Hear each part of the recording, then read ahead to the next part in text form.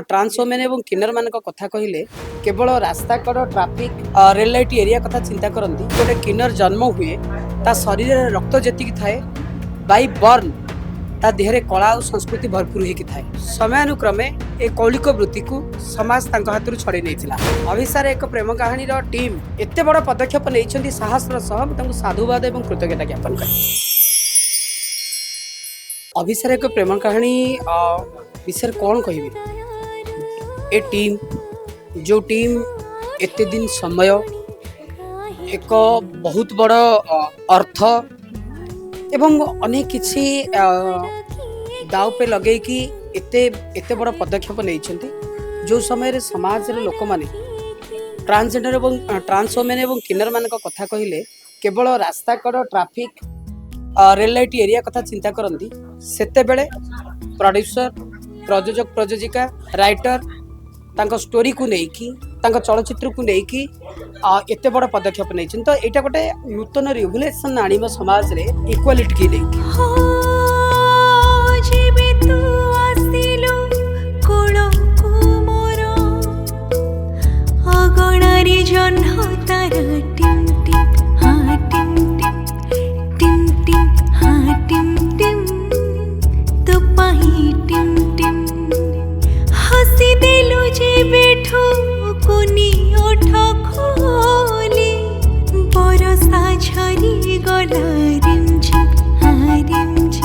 जिते गोटे trans women की गोटे किन्नर जन्म हुए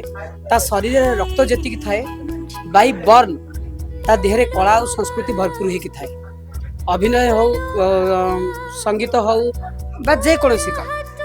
किंतु समयानुक्रमे ए कौलिक वृत्ति को समाज हाथ छड़े नहीं आज आम मान प्रेरणा कहले अत्युक्ति हम ना नुआ पीढ़ीर झील जी ए चलचित्र रे अभिसार एक प्रेम कहानी रे मुख्य नायिका हिसाब रे काम करिसें जो भली भाव में स्नेहाश्री यात्रा जगतर एवं आगधाड़ी नायिका मु निश्चित रूप से ए कथा कहबी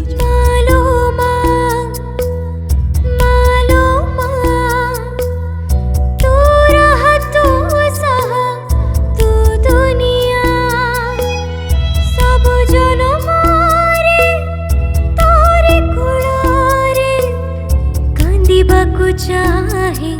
कुआ धन लो धन सब जन मरी मोही हेबी तोर भूमि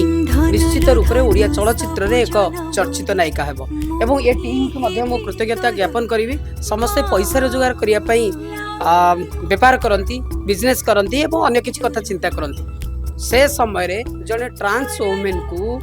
समाजर टाही टापरा समाजर चिंताधारा लोक देखिबे कि न देखिबे कहीं मोर मन पड़े 2011 जड़े राइटर गोटे बही लिखी मो ना मो लाइफ की नहीं तो जिते बड़े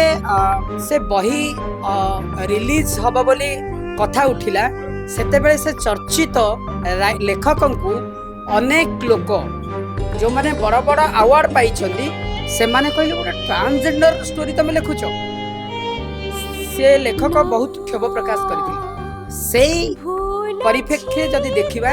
ताले ए टीम अभिसार एक प्रेम कहानी टीम रंजीत राइटर प्रोड्यूसर विजय बाबू लक्ष्मी मैडम एवं अन्य समस्ते एत बड़ पदक्षेप नहीं साहसर सह साधुवाद और कृतज्ञता